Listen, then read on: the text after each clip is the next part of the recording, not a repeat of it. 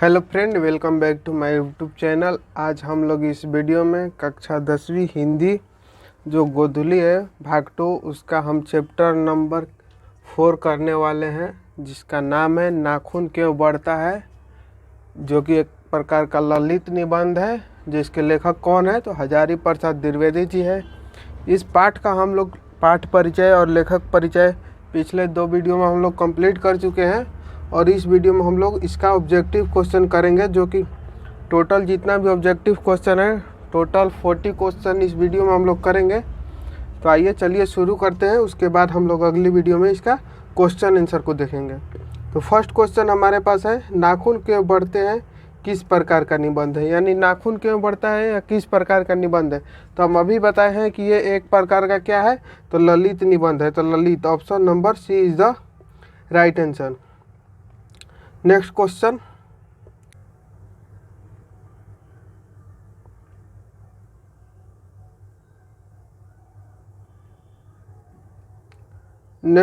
Question number 2 है, नाखून क्यों बढ़ते हैं, गद्य की कौन सी विद्या है।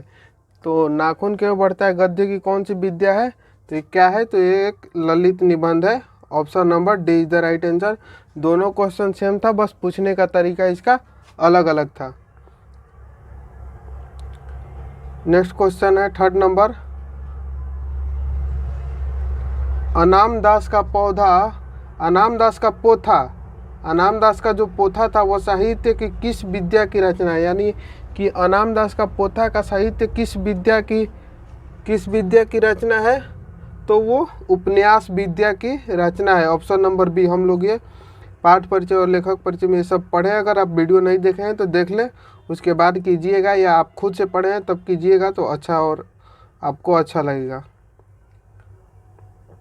Next question 4 number, Dwivedi ji को आलोक पर्व पर कौन सा पुरस्कार मिला। यानी द्विवेदी जी को आलोक पर्व पर कौन सा पुरस्कार मिला था। तो साहित्य अकेडमी पुरस्कार उनको दिया गया था। साहित्य अकेडमी पुरस्कार, ऑप्शन नंबर डी, साहित्य अकेडमी पुरस्कार। नेक्स्ट क्वेश्चन है, लेखक के अनुसार मनुष्य के नाखून किसके जीवन यानी कि जीवित प्रतीक है। यानी कि लेखक के अनुसार मनुष्य के नाखून किसके जीवित प्रतीक है। तो किसके जीवित प्रतीक है आप बताइए। तो ये पाशवित वृत्ति यानी कि पशु के वृत्ति के प्रतीक है। Option number C. Next question देखते हैं। नेक्स्ट क्वेश्चन है, हजारी प्रसाद द्विवेदी जी का जन्म कब हुआ था। तो हजारी प्रसाद द्विवेदी जी का जन्म जो हुआ था सन कितना 1907 ईस्वी में हुआ था। कहाँ हुआ था तो उत्तर प्रदेश में बलिया छपरा में। ऑप्शन नंबर ए 1907 ईस्वी में। मृत्यु कब हुआ था तो 1979 में, यानी कि 1979 में। नेक्स्ट क्वेश्चन है, हजारी प्रसाद द्विवेदी किस निबंध के रचयिता है। यानी हजारी प्रसाद द्विवेदी कौन सा निबंध लिखे। नगर लिपि नहीं, गलत है। नाखून क्यों बढ़ते हैं, हाँ। परंपरा का मूल्यांकन गलत। शिक्षा और संस्कृति गलत। कौन सा लिखे हैं तो नाखून क्यों बढ़ते हैं, ऑप्शन नंबर बी। अगला सवाल है, आचार्य हजारी प्रसाद द्विवेदी जी का जन्म कहाँ हुआ था। तो अभी हम बताए हैं आचार्य हजारी प्रसाद द्विवेदी जी का जन्म कहाँ हुआ था तो उत्तर प्रदेश में हुआ था। Uttar Pradesh, option number A, Uttar Pradesh. Next question है, आचार्य हजारी प्रसाद द्विवेदी की मृत्यु कब हुई थी। आचार्य हजारी प्रसाद द्विवेदी की मृत्यु कब हुई थी तो मृत्यु हुई थी सन 1979 ईस्वी में। सन 1979 ईस्वी में उनकी मृत्यु हुई थी। कहाँ तो दिल्ली में।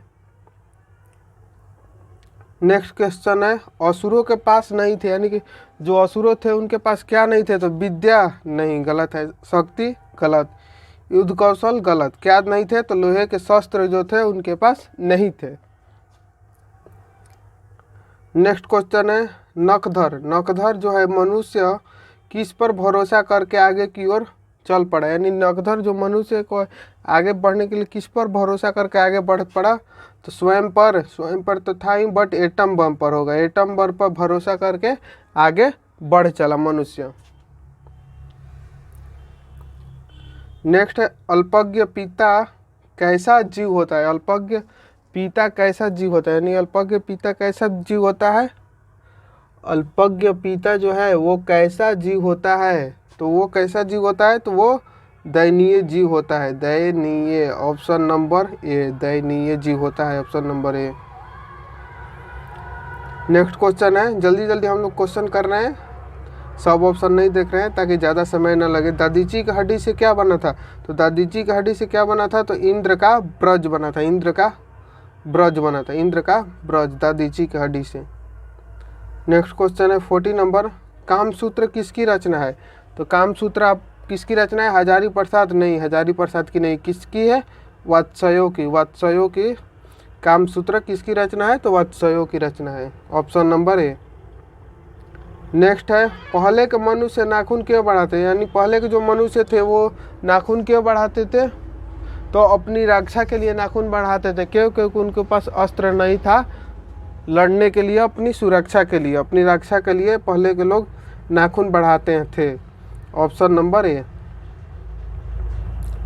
नेक्स्ट क्वेश्चन है, अंग्रेजी भाषा के पत्र इंडिपेंडेंस की घोषणा कब हुई, यानी अंग्रेजी भाषा के पत्र, भाषा के जो पत्र है इंडिपेंडेंस, उसकी घोषणा कब हुई थी, तो 15 अगस्त को हुई थी, 15 अगस्त को, ऑप्शन नंबर बी, 15 अगस्त को हुई थी। नेक्स्ट क्वेश्चन है, अपने ही अधीन रहना को अंग्रेजी में हम क्या कहते हैं, यानी कि अपने ही अधीन रहना, अपने ही मतलब अपना, अपना का क्या होता है, सेल्फ, तो क्या होगा, सेल्फ डिफेंस, मतलब अपने ही अधीन रहना, option number D, self defence. Next question है, देवताओं के राजा का ब्रज कौन सी मुनि की हड्डियों से बनता था, तो जो ब्रज था वो कौन सी मुनि की हड्डी से बनता था, तो दादीची मुनि, दादीची मुनि जो थे ना उनकी हड्डियों से ब्रज बनता था, ऑप्शन नंबर सी, दादीची मुनि। नेक्स्ट क्वेश्चन है, कल्पलता, कल्पलता किसकी रचना है, तो कल्पलता किसकी रचना है, तो कल्पलता हजारी प्रसाद द्विवेदी जी की रचना है। कल्पलता किसकी रचना है, हजारी प्रसाद द्विवेदी जी की रचना है। नेक्स्ट क्वेश्चन देखते हैं, कितने वर्ष पहले का भारतवासी नाखून को जम के संवारते थे, यानी कि कितने वर्ष पहले जो भारतवासी थे वो नाखून को पूरे अच्छे से संवारते थे, तो 2000 वर्ष पहले जो भारतवासी थे वो नाखून को खूब संवारते थे, option number B. Next question है, देश के आज़ादी के लिए हजारी प्रसाद द्विवेदी ऐसे भी होगा क्योंकि क्या होता है ना, टाइपिंग करते समय फॉन्ट चेंज होता है तो इसीलिए ऐसे लिख देता है।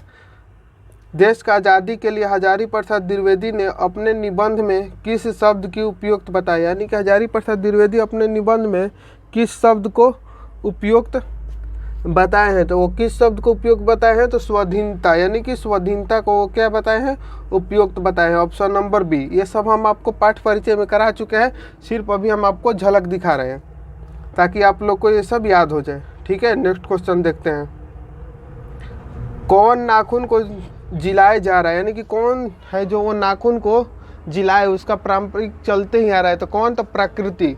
प्रकृति क्या है, तो नाखून को जिलाई जा रही है, ऑप्शन नंबर सी।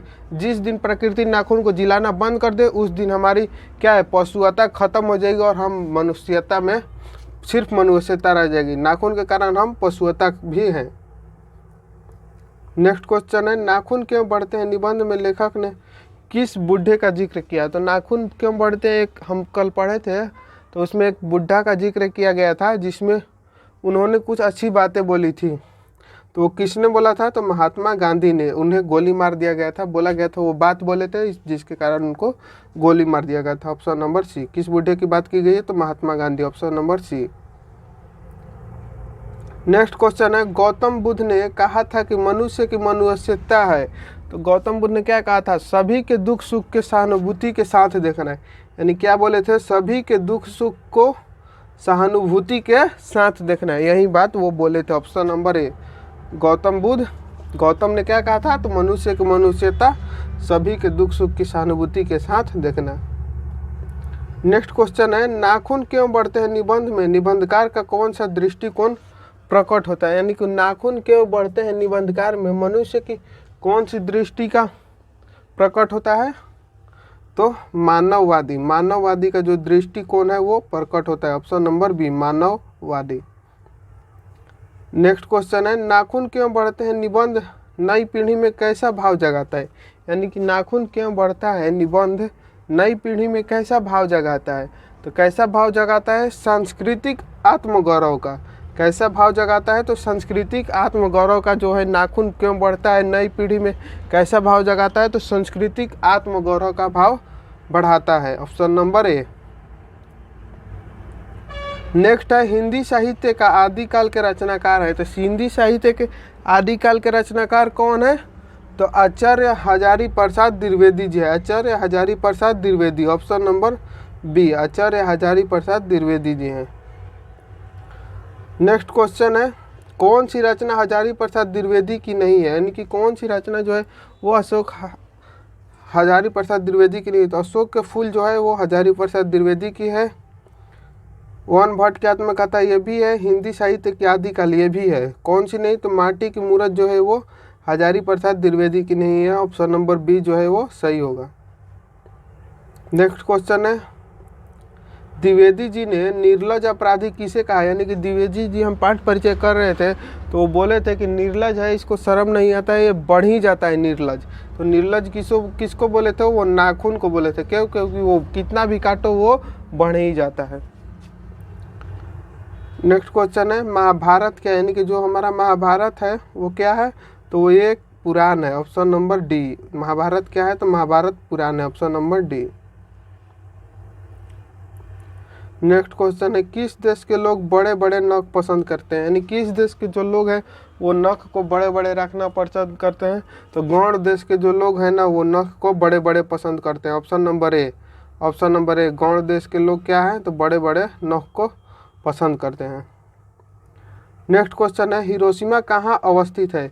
जो हिरोशिमा है वो कहाँ अवस्थित है, तो हिरोशिमा क्या है, तो जापान में अवस्थित है, जहाँ पर बम से वार किया गया था। Option number D.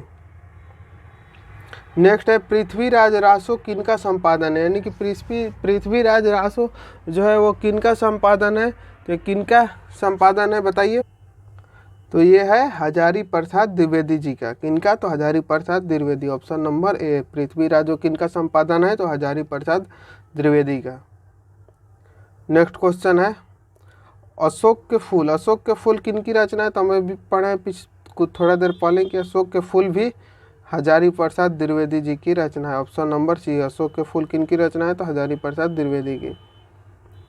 Next question नाखून क्यों बढ़ते हैं कि निबंधकार कौन है, तो ये तो सबको मालूम है, Hazari Prasad Dwivedi, Acharya Hazari Prasad Dwivedi. Option number D.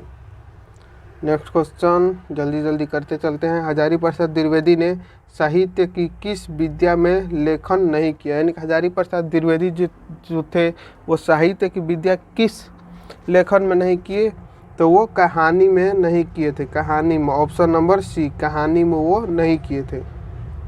Next question है कौन छोटे नख को पसंद करते हैं, तो बड़े नख को गौड़ के लोग पसंद करते हैं और छोटे नख को कौन लोग पसंद करते हैं, तो दक्षिणार्थ। दक्षिणार्थ के जो लोग हैं वो छोटे नख को पसंद करते हैं। ऑप्शन नंबर ए। नेक्स्ट क्वेश्चन है कौन मनुष्य का आदर्श नहीं बन सकती, यानी कि कौन है जो मनुष्य का आदर्श नहीं बन सकती। शेर, बंदरिया, भालू, हाथी। कौन, तो बंदरिया जो है ना वो मनुष्य का आदर्श नहीं बन सकती। बंदरिया। Option number B. बंदरिया जो है वो मनुष्य का आदर्श नहीं बन सकती हैं। नेक्स्ट है देवताओं का राजा से किन्हें संबोधित किया जाता है, यानी कि जो देवताओं के राजा है किनको हम लोग कहकर संबोधित करते हैं, तो किनको कहते हैं, तो हम लोग इंद्र को देवताओं का राजा कहकर संबोधित किया जाता है। Option number C. नेक्स्ट है नख किसका प्रतीक है, यानी कि नख जो है वो किनका प्रतीक है, तो जो नख है वो किनका प्रतीक है, तो नख पशुता का प्रतीक है। Option number B. नख किसका प्रतीक है, तो नख पशुता का प्रतीक है। और नख को काटना किसका प्रतीक है, तो मानवता का। सेकेंड लास्ट क्वेश्चन है कालिदास की ललित योजना किनकी रचना है। कालिदास की जो ललित योजना है वो किनकी रचना है, तो वो किनकी रचना है, तो हजारी प्रसाद द्विवेदी जी की रचना है। लास्ट क्वेश्चन है। लास्ट क्वेश्चन हमारे पास है नाखून को मनुष्य की ज़रूरत कब थी, यानी कि जो नाखून था हम लोग को अभी भी है वो उसकी ज़रूरत मनुष्य को कब थी, तो जंगली जीवन में मनुष्य की उसकी ज़रूरत थी। क्यों थी, तो आत्मरक्षा के लिए, अपनी रक्षा करने के लिए था। ऑप्शन नंबर ए। मनुष्य को नाखून की ज़रूरत कब थी? तो जंगली जीवन में थी। हमारा क्वेश्चन ख़त्म हुआ, ऑब्जेक्टिव क्वेश्चन। अगली वीडियो में हम लोग क्वेश्चन आंसर लेकर आएंगे। तो आप लोग चैनल को सब्सक्राइब कीजिए और लाइक कीजिए, क्योंकि नया चैनल है, अभी एक भी सब्सक्राइब नहीं हुआ है, तो प्लीज़ सपोर्ट कीजिए। थैंक यू दोस्त, मिलते हैं नेक्स्ट वीडियो में।